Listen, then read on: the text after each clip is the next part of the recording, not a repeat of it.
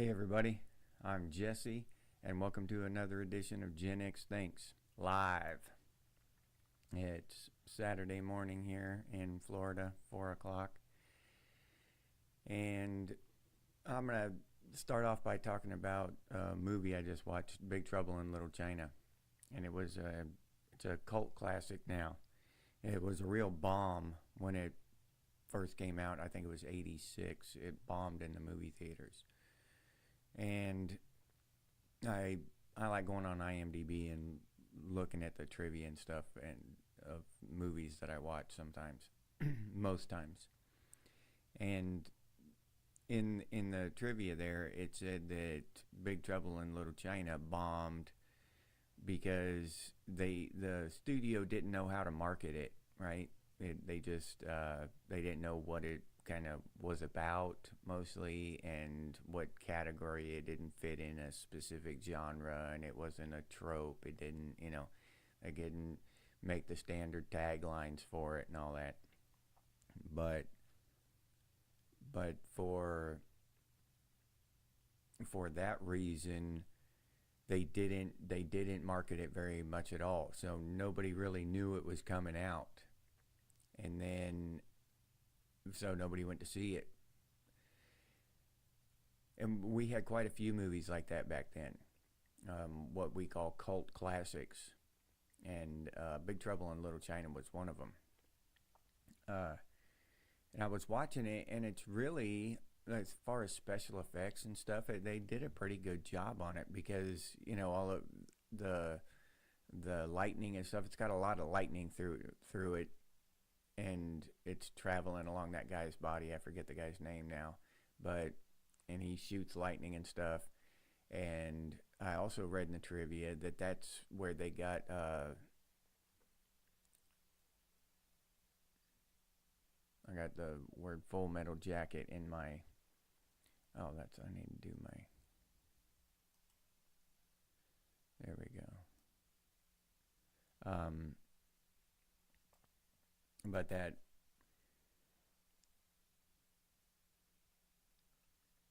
volume low and mono sound okay. Good morning, Bucky and Vintage. I don't know I've got the volume all the way up. All right, I'm still working on this live stream thing. This is only my third or fourth one. I just don't have a whole lot of time to sit down and really fine-tune this live stream stuff, so I'm still working on all this. So if you have trouble hearing me, I apologize.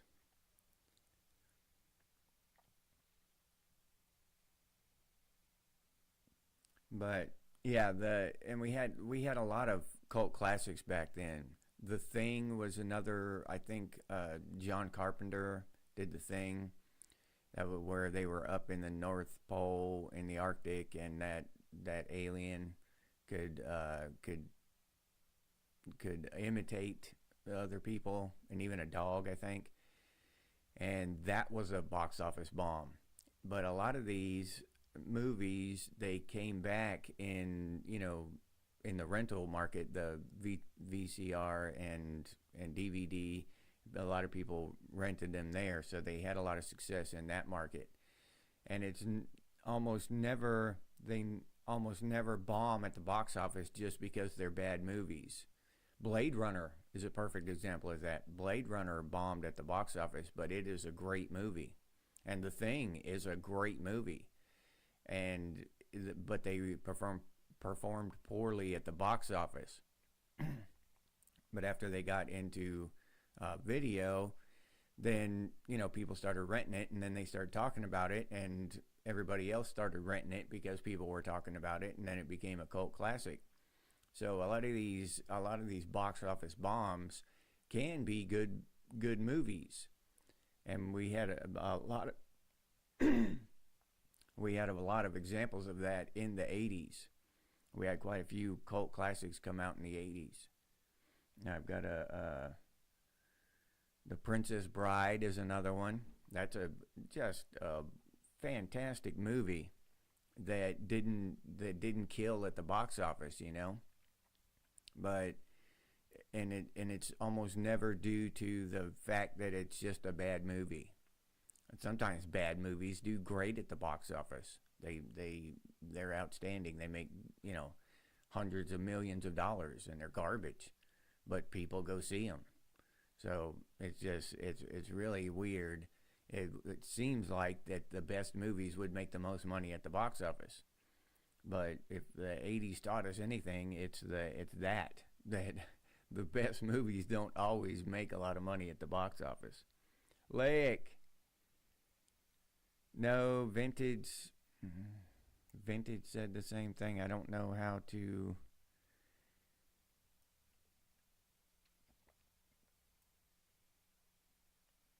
Um, I don't know how to adjust it. I don't know how to make it any louder from here.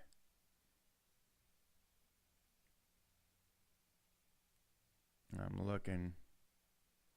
I just don't have a lot of time to experiment with this stuff right now. I'm getting a couple days off here next week, and I'm going to practice on this a lot and try to fine tune this and get all this little stuff ironed out. So, but I just don't have time to do it right now. I'm working every single day.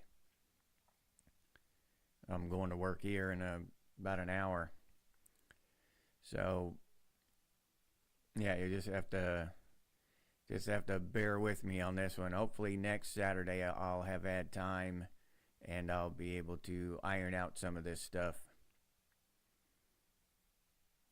All right, Leg, thank you. Yeah, I'd really like to improve that stuff and get in there and spend a lot of time, you know, practicing and ironing out and figuring out those little details of what's wrong and get them fixed. But I honestly just do not have the time. So I'm working on that though. The next time I get a couple days off, I'll sit down with this live stream and figure it out. But do y'all have like favorite cult classic movies? Like mine is my favorite cult classic that just bombed at the box office. I've got to say is Blade Runner. That's just a great movie, and I've seen it countless times. The original Blade Runner, I've just seen it countless times. I don't know. Let me see. Yeah, They Live. Okay, They Live is on my list too. So They Live was a box office bomb too, but it's a cult classic, and that's probably my first or second on the list. So it's up there with uh, with Blade Runner as far as that goes. As far as my favorite ones go, I could go with They Live. Yeah, Toxic Avenger. That's another one. Yeah,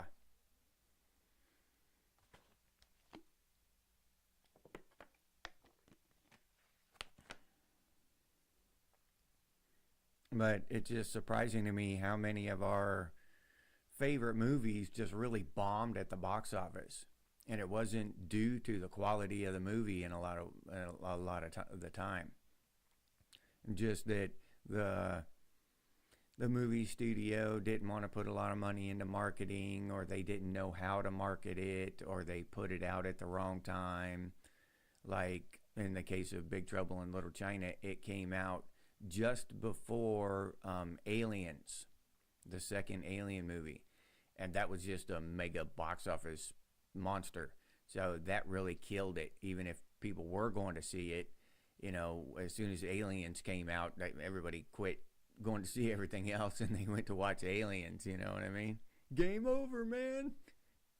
Put her in charge. Yeah,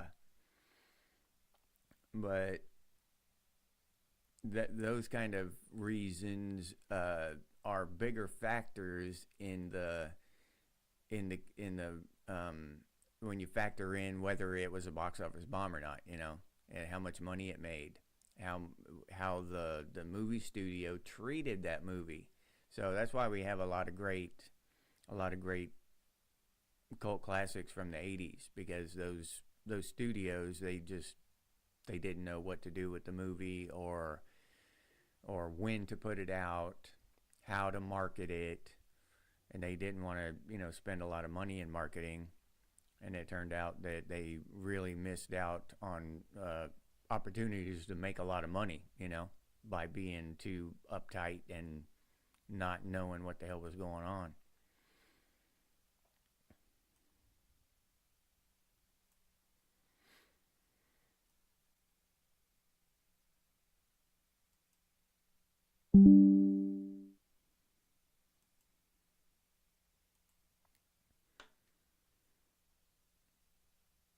But yeah, I still go back and rewatch old movies almost, I don't know, every week at least.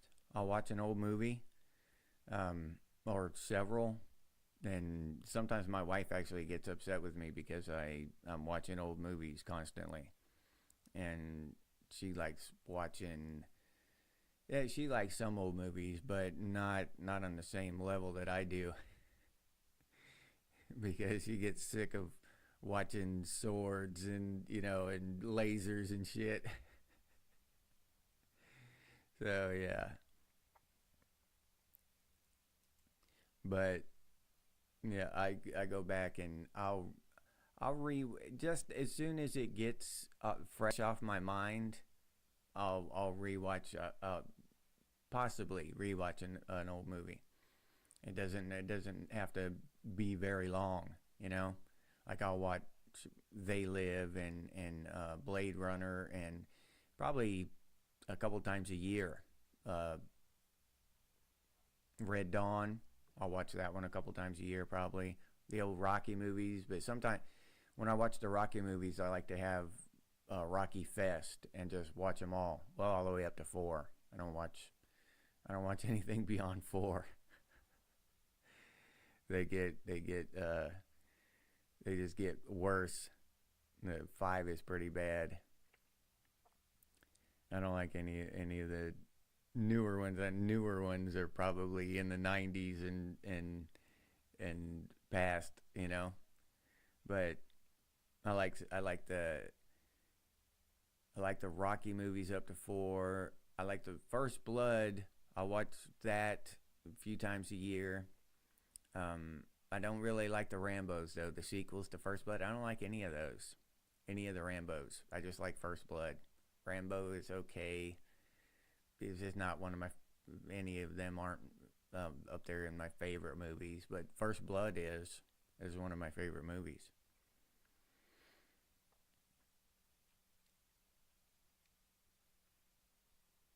But whenever I do watch, uh, what are those called? A series of movies like that. I just like to watch the whole series. I don't, just pick up, watch one of them. Ezekiel, what's going on, buddy? Did they remake the Poltergeist lake? I didn't even heard that. They remade the original. How's it going over there, Ezekiel?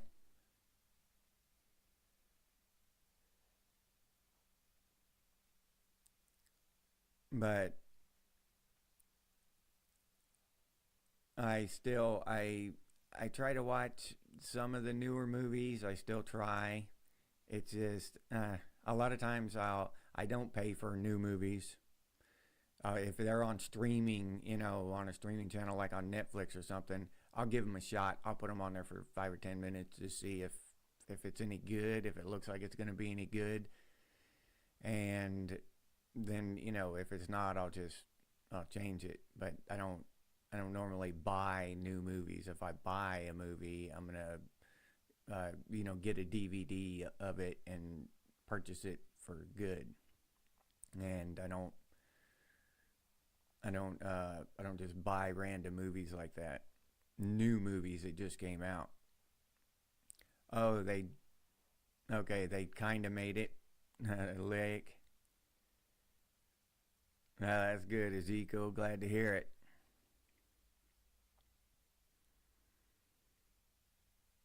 But yeah, and that's another thing about this whole streaming thing. Now, back in probably 2010 or somewhere like that, 2009 and earlier, something like that. I remember I used to be able to buy movies on that Google Play. You know, you could go in there and buy movies on Google. This is before Amazon Prime and all that shit. Um, but I could go in there and buy movies on Google Play. New movies were probably around $10. Older movies were $7, $8. And then they would constantly have movies on sale that go down, you know, drop down to $5, $3.99, like that back then, right? And that whole thing has changed now. Now a new movie is $25. An older movie is $15, and they hardly ever go on sale. You're gonna pay $15 for a movie, and that's it. You know, if you'll be lucky to catch something on sale for around $10 maybe. And here's the thing with me. Say They Live. Let's take that movie. That movie's been out since the 80s. It's been sitting there. All it does is sit there on the server. It's not like they've got to print up more DVDs and send out to people. It's just sitting on a server. And so there's no overhead to that. It's not like the price of somebody downloading a copy of that movie has gone up. It's the same damn thing. It's costing them the same as it did before. But the price of that thing has doubled in the last, 15 years or whatever. The price of that movie has doubled. And it doesn't cost them any more to have people download it. It's just a copy of it sitting on a server. But they keep raising the prices, and now you can't even download it like you used to. You used to be able to buy a movie and download it to your hard drive. Now you just stream it, and it sits on their servers, right? So they don't even do the whole, you own it anymore. It's not your movie. You pay a price, to rent it once in a while. You pay a one-time fee and you get to watch it once in a while. But if if something ever happens to their servers, your movie's gone. Your money is gone. But that really bothers me. Christine Meyer, hey, good morning. Oh, no sound at all?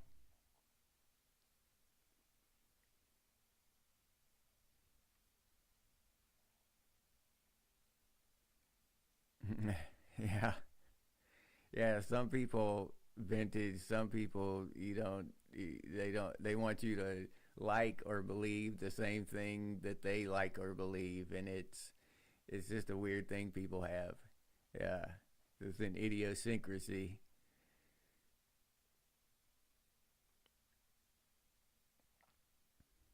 Yeah, oh yeah. Yeah, Bucky, your phone overheard you. I'm working on it, Christine. I just don't. I haven't had time. If you can hear me yet, I realize that the volume is low, and I'm not coming through on both speakers. I just haven't had time to really go through this and figure out what I'm doing. And here's an example. I mean, I have to go to work here in a few minutes. Well, a few minutes, an hour almost. I've got to head out to work, so I don't have time to sit here for a couple hours and figure out why my sound is low. So but I am going to have a couple days next week, and I'll try to figure all this stuff out. But I apologize for the low volume.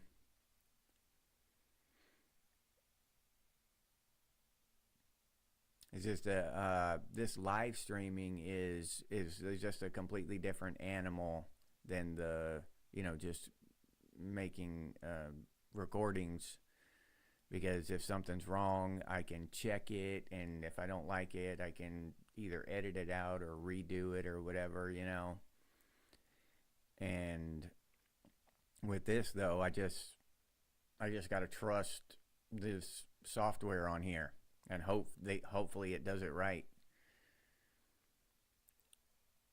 but I don't have any control. Once I hit that stream button, I don't have any control.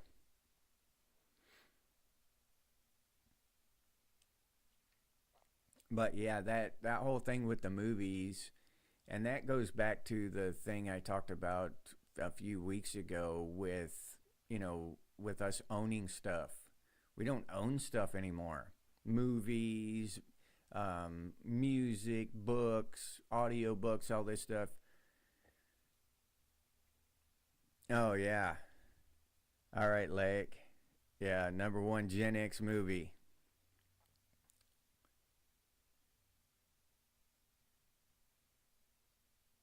Oh, okay. All right, vintage. My vote for number one movie is Fight Club. Yeah, that's just my favorite movie of all time. That thing just resonates with me, and it has since I was a young man when it first came out, and it throughout my whole life I can watch. That's another movie I watch probably 2 or 3 times a year. I'll watch Fight Club. I love that movie.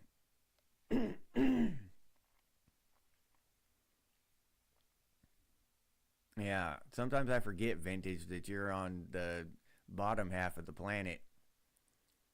You're at a completely different, like, are you going into, let's see, are you going into winter right now, vintage?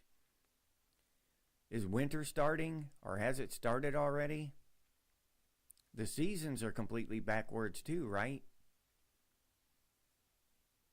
Or opposite, like our summer is your winter, and your winter time, it's summer up here. Isn't that how it goes?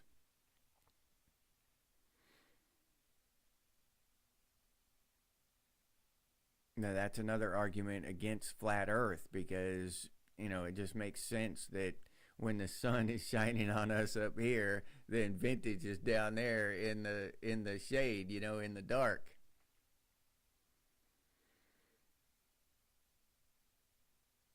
Okay, Christine. Well, you can't hear me. Okay. Well, I've definitely got to fix this audio thing. I got to figure this out. Okay. I apologize, Christine, but I'll get it figured out this week. Hopefully next weekend I'll have it straightened out. Even if I got to change software or whatever. But I like I said, I just don't have time. I don't have time to do it right now. But I'll make those improvements this coming week. So next weekend it'll be fixed, hopefully. If it'll definitely be fixed, I'll do something else. I'll if I can't fix it with what I'm doing now, I'll do something else. I'll do it in a different way. But I'll get it worked out definitely.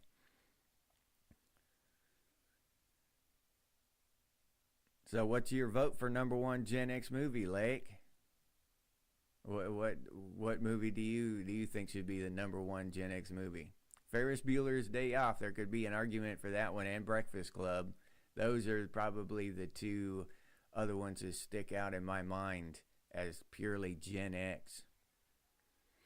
Just at a younger age, where Fight Club was Gen X, but it was Gen X in our 20s or whatever, and the other ones were Gen X as high school kids. But still, they're great movies, and I watch them. I've always liked Ferris Bueller's Day Off. I actually like that one better than Breakfast Club. Breakfast Club is a cool ass movie. Don't get me wrong, but Ferris Bueller's Day Off is just, oh, 1st of June. All right, vintage. Yeah, so you are completely backwards as far as that goes. Oh, okay. I wouldn't. Okay, that's good information to know, Lake. So the sound's okay on your PC, but not so great on your phone. Lost Boys. April. Hi there. We got to vote for Lost Boys, and one for Fight Club. like 2001 or The Matrix. Yeah, The Matrix. I've always said it, and I still say it again, that if I could erase one movie from my mind so I could go back and watch it over again with, without any knowledge of it, it would be The Matrix. Fight Club had a good spin, a good twist in it, with I'm gonna get brain cramp, but with what's his name, Brad Pitt being a figment of the narrator's imagination. But The Matrix was the biggest twist. That was awesome when he figured out that his entire existence was fake. That was cool as shit. So yeah, Back to the Future. Yeah, that's a great one too. Yeah, vintage. That's got to be on the list too. Yeah, but 2001: A Space Odyssey. That's not. That's a really great movie. I've seen that several times. It's just not as much of a fun movie, like Back to the Future or Matrix or Fight Club. But yeah, it's definitely that's more of an interesting movie than a fun movie, I would say, but still a great one. Now we had so many good movies, and that, like I said earlier about the cult classics, that's what surprised me so much is that we had so many of them that were box office bombs, but they were great movies. I mean, fantastic movies. They Live. I can't believe that thing didn't make a gazillion dollars at the box office. Or Blade Runner. Holy, that thing should have made a killing at the box office, but the old school entrenched people in the movie studios back then, they didn't know what to do with those kind of movies. They were just outside their box. Now they're going all over the place with this crap, and they just they're trying to move it over into a different box. They're just, instead of just doing all kinds of cool stuff and getting outside the box, they're just changing the position of the box. They're still staying in a box. It's just they moved it over. So yeah, that's kind of disappointing to see, when they could have so much originality and so much, they could do so much with the new technology and stuff, and they're really missing that opportunity. It's kind of crazy to see. And I think about that a lot of times is, we're in the future now. I used to think, what would the future be like? Well, I'm in it now. Today is the future. And I look around and I'm just like, what a jip, We don't even have cool movies. What's improved? I mean, honestly, what's improved? Now I've got an encyclopedia, a calculator, and a map in my pocket. I've got a supercomputer in my pocket. Other than that, not much has changed. The food hasn't gotten better. Top Gun, yeah, oh yeah. And that could be said with a lot of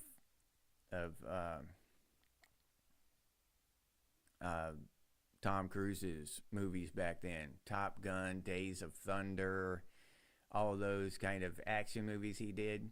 He did 3 or 4 back then, I think. Maybe even more. I can't think of the whole list. But yeah, Days of Thunder was a good one too. I really liked.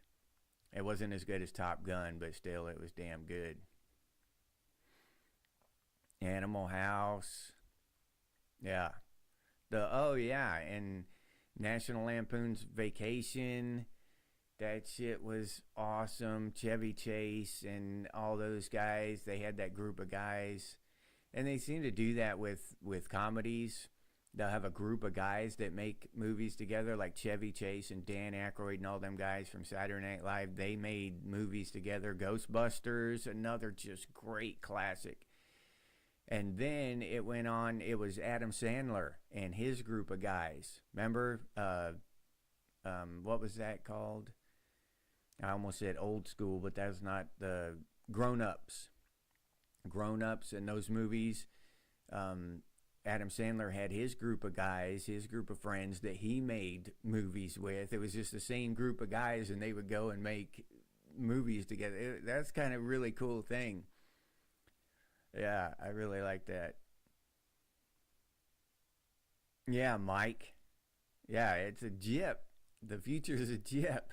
I mean, it's supposed to be awesome. We're supposed to have holograms everywhere and awesome food and flying cars and all kinds of cool shit. And but what do we got? Higher taxes, more work, less free time, but we got more convenience and shit. I can order a cup of coffee from my couch and have them bring it. If for $35, I can have somebody bring me a cup of coffee from my couch. There's supposed to be just a machine or something that knows I want coffee, and I can just go up to my wall and push a couple buttons, and it'll kick me out a cheeseburger and whatever. Cool stuff. Not this stuff. Not this crap. Still gotta deal with flat tires and everything that was a pain in the ass is still a pain in the ass. It wasn't a pain in the ass. Excuse me. It wasn't a pain in the ass to have to go to McDonald's or whatever, but having a flat tire is a pain in the ass. If we have flying cars, we wouldn't have flat tires. You wouldn't be out there next to the kneeling next to the road, changing your tires, busting your knuckles like the Incredible Hulk. Remember when he busted his knuckles on the lug wrench and his eyes changed? I that scene sticks in my head. I think that was on the opening scenes of the TV show. They played that every time.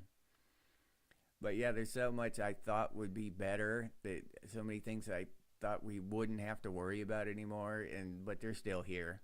We're still, everything that was a pain in the ass is still a pain in the ass.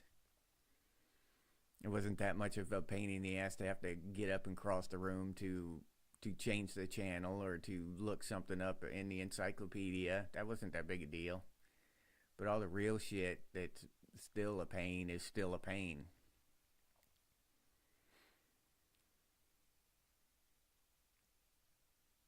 And healthcare should have gotten better.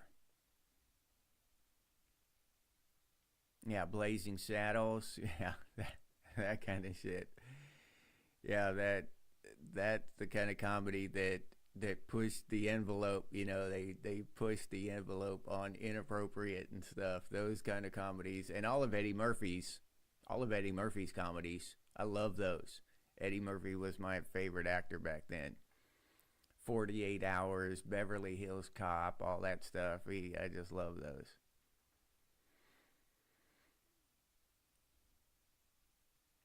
Oh, that's cool, Mike. Put in coin sandwiches ready in window, $2. Yeah. But yeah, healthcare. I thought healthcare would be a lot more advanced and a lot better. And in the like surgery and stuff, it has become more advanced. You know what I'm saying? They can do all kind of cool stuff with surgery. But other than that, in every other single way, the medical industry hasn't really advanced that much.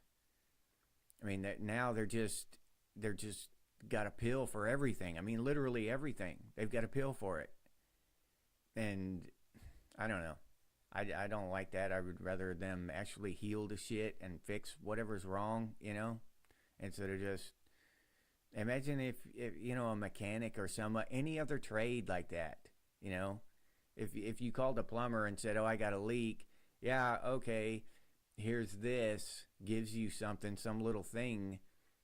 Here's this doodad to fix your leak, but it only lasts for a week, so you need, four of these doodads every month, so you got to pay me the rest of your life, or your sink will start leaking again. That, huh? When you look at it like that and put it in any other trade, any other thing, then this whole pill industry giving us pills that we got to take for the rest of our lives. That's just it just sounds ridiculous. It's just a money making racket, you know? Yeah, anything else? If you did that, if they tried to pull that same shit that the medical industry pulls on us with these pills, we'd cry highway robbery. We'd say that's ridiculous. I'm not doing it. But the medical industry pulls that shit on us. But I don't like that. I don't like that whole pill thing. I think that they should have figured out ways to fix this stuff. I mean, with all the advancements in technology, all of the learning we've done, the future isn't as great as I thought it was going to be. I thought it would be much better, much more improved. I thought humanity as a whole would be more enlightened, and technology would help us more, not just suck up our attention, you know what I mean, and track us and sell shit to us and all that. Even though a lot of those movies, they did that, they portrayed that, you know, like you'll be the main character would be walking through the mall and they'd be flashing, you know, hey Jesse, you know, buy a new whatever doodad, you know, you need this, you know, and it would track their eyes or whatever and scan their eyes, retinal scan, and identify them and then throw ads at them. So, you know, the science fiction writers foresaw this shit, but yeah, it's still a bummer to see it come into fruition. Yeah, the side effects, that's another thing, Ezekiel. But then they've got a pill for the side effects too, though, so that's a good thing, right? So there you go to the doctor and tell them, you know, you're twitching and shit because that pill you started taking. No, I've got an anti-twitch pill. Here, take this. This will fix you right up. And then you go back. The anti-twitch pill gives you blaring headaches. So then they give you something to stop the blaring headaches, and it's a chain reaction until you can just get to a side effect that you can live with. You know what I'm saying? That's all it is. Oh, I sweat a lot. You know, well, I'll just have to deal with that shit. I'll take 5 showers a day. I'm tired of taking pills. You know, I'm taking a dozen pills now, and I only started out with one. But at least I'm just sweating a lot. It's just crazy. Yeah. Thank you. Let's see. Yeah, there we go. The old rotary phone. I got my little, 8-year-old fingers stuck in those things so many times. I thought I broke my finger a couple times. Then if you messed it up, you had to start all over again. Yeah, you couldn't just hit a button and erase everything. You had to start all over again. Click, click, click, click. Yeah. Yeah, Ezekiel. Yeah, there's so many rabbit holes now, and they go so deep. Yeah, it's crazy. Just like I was talking about that whole Mandela effect thing. And then I got in, once y'all started chiming in the comments, quite a few of the ones that I thought were Mandela effects, people just said, no, I remember it the way, the mainstream way. And then I forget the exact thing, but a couple of commenters pointed out to me that why it was the right thing, like the peanut butter. Choosy moms choose Jif. That's the way it was. As soon as I saw that, I forget who commented it, but as soon as I saw that, I remembered that. Yep, it wasn't choosy moms choose Jiffy. It was choosy moms choose Jif. That's the way it was. And as soon as I saw that, I was like, yep, that's right. 100%. I remember that commercial. So, yeah, a lot of it is just fallible memory. But a couple of them, Berenstain Bears, and the cornucopia thing, I know, I'm certain about those because my memory is solid there. I have specific reasons why I remember them the way the way I do.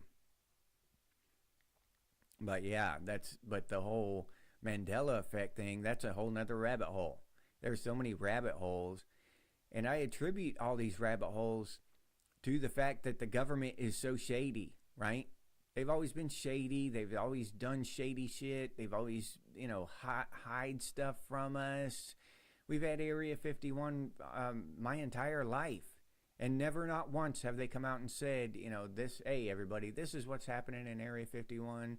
You don't have to worry about this stuff. There's no aliens, or there are aliens, but it's cool. We got them. Check it out.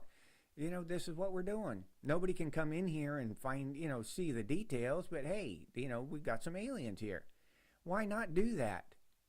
And they say it's because, I've heard it, I don't know if they say, but I've heard it a lot, because it would cause a panic. Nobody's going to panic. I'm not going to go jump on a building and hold a sign about aliens and jump off the building. I'm not going to do any of that shit. If the government came on here today and said, hey, we got aliens in Area 51, I'd go to work. I'd go to work. Okay, we knew that. What took you so long to say it? That's all I think. Well, okay. I'm not going to go storm Area 51 or any stupid shit like that. I'm like, finally, somebody with some sense actually just let us know what was happening. Whatever it is, if it's aliens or lizards, whatever they got in there. Technology from the ancient past, whatever. I mean, they could let us know the general idea of what it is without giving out details, without sacrificing national security or any shit like that. Yep, it's aliens. Get over it. That kind of thing. So, yeah, and I think that's why a lot of these rabbit holes exist, is because our government is so shady, doing all this weird shit and hiding stuff from us and doing things that they don't want us to know about, and having all this classified files and stuff on everything. So people try to figure that stuff out, right? And I think that nowadays social media, this is just I have no proof of this, but I believe that social media promotes a lot of whack job conspiracy theories and rabbit holes. They just give them more visibility to make all conspiracy theories and conspiracy theorists sound crazy, right? Oh, you got a theory on something? You're nuts. Unless you're a scientist. Oh, if you're a scientist, you can have all the theories you want. That's normal for a scientist.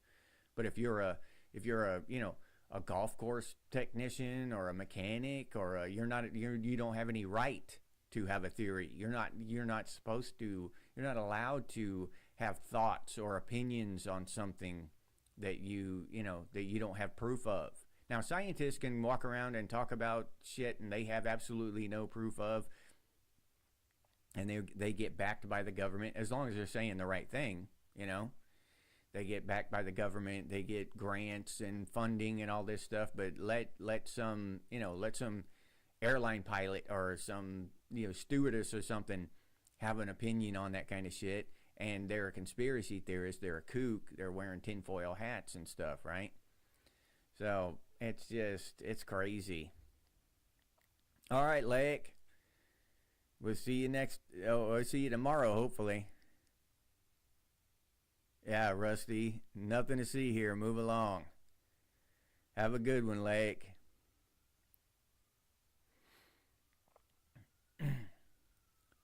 But yeah, I honestly believe that a lot of these really wacky conspiracy theories, they get promoted because that just makes the rest of us sound crazy. That way, if you and the real conspiracy theories, the ones who touch on the truth, they get censored. There's a lot of stuff I'm not allowed to talk about here on YouTube, and if I do, my channel doesn't, or that video at least doesn't get seen. So, and there's something there. Why? Why would you do that? Why would a company do that? Why would a company, not just let people talk about it, as long as there aren't any death threats or anything like that? If they're just discussing the weather, literally discussing the weather, why would you want to clamp down on that? Why would you want to, so that just makes me believe that there's something there. Because if I wanted to talk about the shape of the earth, that's okay. You can talk about that all you want. Talk about the shape of the earth. Talk about the weather on the planet. Okay, now you've gone too far. We've got to shut you down. Does that sound weird to anyone else? I mean, it's actually happening. That's the life, the world we live in. But does that seem weird to anyone else? That kind of behavior is coming from billion-dollar corporations? So yeah, there's something there, and I get a feeling about that sometimes. There's something there. Something is amiss. Something stinks, and that's where I'm at with that, all that rabbit hole conspiracy theory stuff. I think that a lot of them are promoted, and a lot of them are censored to keep us interested in talking about the bullshit crazy ones that don't matter, and to stop us from talking about the important things that we should actually be investigating and wondering about.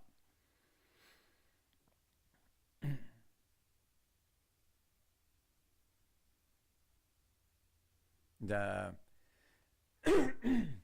the I saw a quote from George Carlin the other day, and he said that about and I never really thought about this before, but during World War II, we all know about it, that thing the government did. They rounded up the Japanese Americans here in America and put them in concentration camps. Now, these were people who were born in America. They were American citizens. And George Carlin said that, that's just proof that we don't have any rights. We have temporary privileges, and they can take them whenever they want. Because because these people were of Asian descent, of Japanese descent, that doesn't say anything about that in the Constitution. Oh, if you're of this descent or whatever, if you're of whatever origin, then even though you don't, your rights are just kind of can be temporarily revoked or whatever. No, that's not what it says. But that's what they do. They rounded up United States citizens and put them in concentration camps. They were born here in the United States. They were United States citizens just like I am. But they rounded them up, took away their freedom, took away their property. And I never really thought about it like that. I never really did a lot of research into that whole, concentration camps during World War II and all that. I just figured that they were Japanese people, like spies and stuff, that had come over here. Japanese people who had come over here, and they just wanted to check and make sure whether they were spies or something, make sure that they weren't doing anything over here while they were here, so they got locked up. No, they were born here. They were United States citizens. That just blows my mind. And the kind of stuff, and I learned about that, but they never tell you when they're teaching you that stuff that these were United States citizens. The government was wrong for doing that, They try to whitewash that shit. So yeah, it's insane when you really start digging into it, when you really start digging into what actually happened. And still, oh, you did that in Canada too, Rusty? I didn't know that. I didn't know that Canada did that too. Yeah, and it's just wrong. I don't care. It's just wrong. Now, here's something. All these students coming over here on these visas and stuff from other countries, and they come over here and start burning the American flag on these college campuses and stuff, round them up. Round them up. They don't want to do that. You know what I mean? For some reason. But if you come into my house, let's say, let's put it on a smaller scale. If you come into my house and I invite you to my house and I say, yeah, you can sleep on the couch for a few days. Hell, use my internet and get an education while you're here. Hell, whatever you know. And then you start acting an ass. Now that doesn't, and I kick you out of my house, that doesn't mean I think you're less than human, or I don't like the color of your skin, or I don't like your religion or anything. It just means you're acting an ass in someone else's house. And that's exactly what's happening, just on a larger scale. So these people aren't American citizens. They're coming over here and acting up and, you know, burning our flag and disrespecting us and causing chaos at college campuses. Send them home. What if you come to my house and start acting like that? I'm going to send you home. I'm just, hey, you know, you don't have to be rude about it or anything. Okay, dude, it's time to go. You know, this ain't working out like I thought it would. You know, I thought you were going to come over here and chill out and maybe help out, do the dishes once in a while or something. But you're just, you know, you can't be throwing my silverware and shit around and scratching the walls and stuff. You got to go, dude. Now I got to fix all this shit and just go home. But you put it up on a national scale, and then people want to get throw all kinds of bullshit into the mix, right? Race, religion, ideologies, and all this stuff, you know, and make it about other shit. No, they're acting like asses, and they need to go. It's that simple. It's that simple as far as I'm concerned.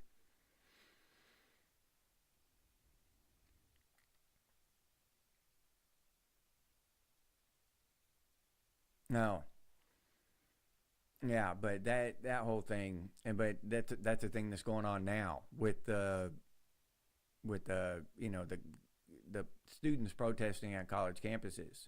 If I went to, I don't know, anywhere, any other country, not any, but a lot of different countries, you could go to a college campus and start protesting, and they would just put you immediately in jail.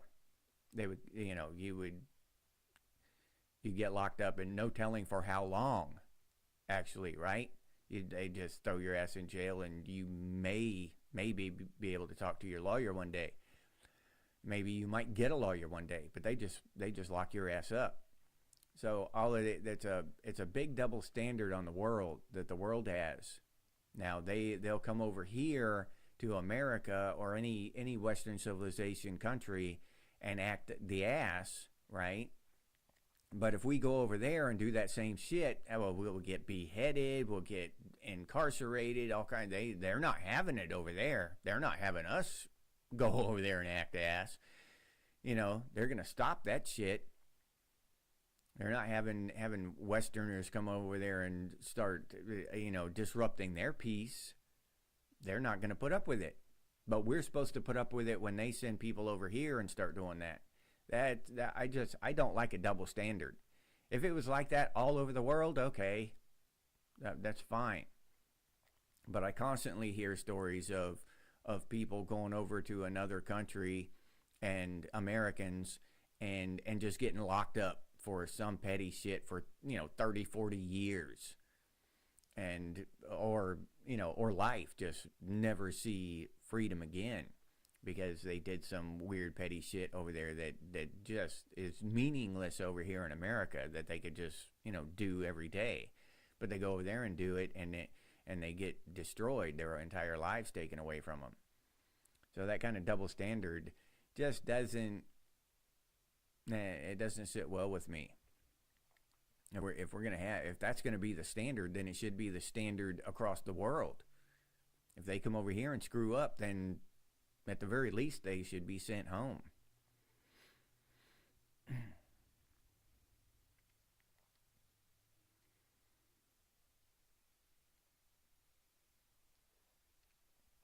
But that's another thing that not only our government screws shit up, but our society, our culture, our ideology. We want to, some of us as Western civilization, we want to give the world a big hug. and the rest of the world wants to give us the sharp point of a knife. You know what I mean? They literally want to kill us, and we're trying to give them a big warm fuzzy hug. That's just not. No, no. That that just that's like those videos I see of those women who, or dudes who go and, want to pet a baby bear or something, and then get mauled, or, jump down in a lion's cage, a lion enclosure, to take a selfie with a lion and then get mauled. You know what I'm saying? That kind of shit. That's not, no, that's just stupid. But us as a culture, Western civilization, that's how our entire civilization wants to behave with these other almost barbaric civilizations, borderline barbarism, where they're chopping people's heads off and stuff. It's nuts. But we want to do that. Oh, go there and extend a hand of friendship, and it gets chopped off, if not our heads. So yeah. But that was my alarm to tell me I need to get ready for work, guys. So I'm gonna head out. Like I said, next week I'll work on this, and hopefully I'll make some good improvements to this live stream. But I'll make a point of it, and we'll figure out what's going on with this stuff. So next weekend, hopefully it'll be much improved. All right. Thank you, Rusty, Vintage, Ezekiel, Bucky, April, Mike, Christine. Who else? Did I miss anybody? No. All right. I think I got everybody. All right. So I'll leave you there with that. And as always, stay frosty, Gen X. And I'll see you on the next one.